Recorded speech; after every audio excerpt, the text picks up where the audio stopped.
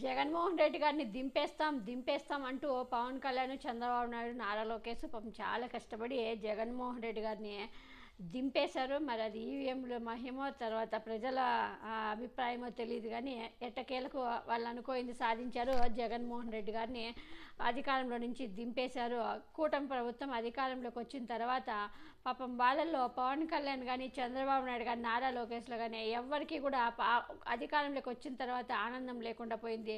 ఎందుకంటే వాళ్ళు అధికారంలోకి వస్తామో రామో తేలిక, విపరీతమైన అధికారం కోసము విపరీతమైన హామీలు, అలువుగాని హామీలు ఇచ్చి ఇప్పుడు ఏమి చేయలేక ప్రజలకు మోసం ఎందుకంటే చంద్రబాబుకు అలవాటే ప్రజల్ని మోసం చేయడము. ఇప్పుడు పార్ట్నర్గా పవన్ కళ్యాణ్ ఉన్నారు కాబట్టి ఎక్కడ ఈ పవన్ కళ్యాణ్ నిలదీస్తాడో అని ఒక భయంతో చంద్రబాబు నాయుడు ప్రజల్ని మొబ్బబెట్టడానికి మళ్ళీ తయారయ్యారు. ఎంత అధికారం వచ్చినా కూడా ఆనందం లేదు, ఆనందం ఆవిరైపోయిందని పచ్చతమ్ముల్లో చెప్పుకుంటున్నారు.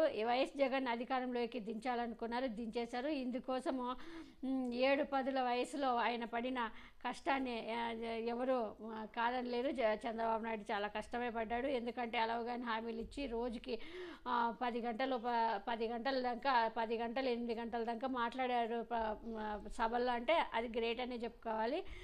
జైలుకి కూడా వెళ్ళారు. అయినా కూడా 2019 ఎన్నికల్లో ఓటమి పాలైన నాటి నుంచి పార్టీని తిరిగి నిలబెట్టేందుకు ఆయన చేపట్టిన ప్రతి చర్య అభినందనీయమే, ఒప్పుకోవాలని చెప్పాలి. ఏమాత్రం నిరాశపడలేదు. మళ్ళీ కూడా 23 సీట్లు వచ్చినా కూడా మళ్ళీ కూడా గట్టిగానే నిలబడ్డారు. నేతలు కూడా ఒకంత అందరూ చాలామంది దూరం అయిపోయినా కూడా క్యాడర్ వద్దకే వెళ్ళి యాక్టివ్ చేసుకున్నాడు పార్టీని. ఇలా కూటమి ఏర్పాటు కావడంలో ఆయన చూపించిన సహనాన్ని ఎవరూ తోచిపుచ్చలేదు. అన్నీ భరిస్తూ విజయం కోసం కాళ్ళు కాయలు కాపేలా పవన్ కళ్యాణ్ ఇంటి చుట్టూ పవన్ కళ్యాణ్ చుట్టూ తిరుగుతూ కూడా పవన్ కళ్యాణ్ కలుపుకొని సక్సెస్ అయ్యాడనే చెప్పుకోవాలి. గతంలో ఎన్నడూ రానంత విజయం కూడా దక్కింది. ఎంతగా అంటే ఆ ప్రజల మూడుని చూస్తుంటే టీడీపీ ఒంటరిగా పోటీ చేసినా గెలిచేదన్న లెక్కలు ఇప్పుడు వినిపిస్తున్నాయంటే అదే అంతలా ఆ పార్టీని డెవలప్ చేసుకున్నాడు చంద్రబాబు నాయుడు అనే చెప్పాలి. ఇప్పుడు గెలిచి ముఖ్యమంత్రి పదవి చేపట్టిన చంద్రబాబులో ఆనందం కనిపించడం లేదు. ఖజానా ఖాళీ. ఈసారి అయినా 2 పనులు పూర్తి చేయాల్సింది. పోలవరం ప్రాజెక్టు, రాజధాని అమరావతి నిర్మాణం చేపట్టి తీరాలి. ఎందుకంటే ఈ 2 ఆయన తన కలల ప్రాజెక్టులుగా పదే చెప్తూ ఉంటాడు. అమరావతి మెయిన్ ప్రాజెక్టు ఆయన కలల ప్రాజెక్ట్ అనమాట. 2014 నుంచి 19 మధ్య కాలంలో పోలవరం ప్రాజెక్టుని 70% పైగా పూర్తి చేశానని చెప్పుకుంటూ ఉంటాడు. వైసీపీ 5 ఏళ్ల కాలంలో 2% కూడా పూర్తి చేయలేదని చెప్పింది కూడా వీళ్ళే, చంద్రబాబు నాయుడు, పవన్ కళ్యాణ్ అనమాట.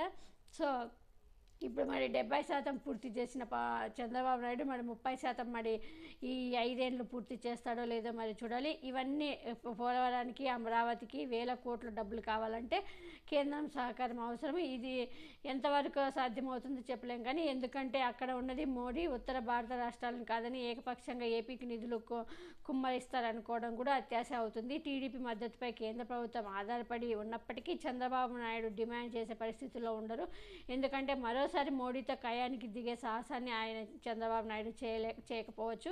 రాష్ట్ర ప్రయోజనాలకి అయినా కూడా వరుసగా ఇలా కూటమిలో చేయడం వెళ్ళడంపై ప్రజల్లో ఒక రకమైన వ్యతిరేకత ఎదురవుతుందన్న భావన ఆయనలో సహజంగా ఉంటుంది. అందుకే చంద్రబాబు నాయుడు ఇప్పటికిప్పుడు సంపదను సృష్టించే మార్గాలు లేవు. ఇచ్చిన హామీలు కూడా అమలు పరచాల్సిన సమయం దగ్గర పడుతుంది. ఇచ్చిన సూపర్ 6 హామీలు అమలు పరచాలంటే లక్షల కోట్ల రూపాయలు పైగా నిధులు అవసరమైతే. అలాగనే అధికారంలోకి రాగానే పన్నుల భారాన్ని ప్రజలపై మోపారనే పరిస్థితి. అందుకే ఢిల్లీ వైపు చూడడం తప్ప ఇప్పుడు చంద్రబాబు వద్ద మరో ఆప్షన్ లేకుండా పోయింది. కేంద్రాన్ని మెప్పించి నిధులు తెచ్చుకోగలిగితే కొంతవరకు ఈ సమస్యల నుంచి ఆయన బయటపడతారు.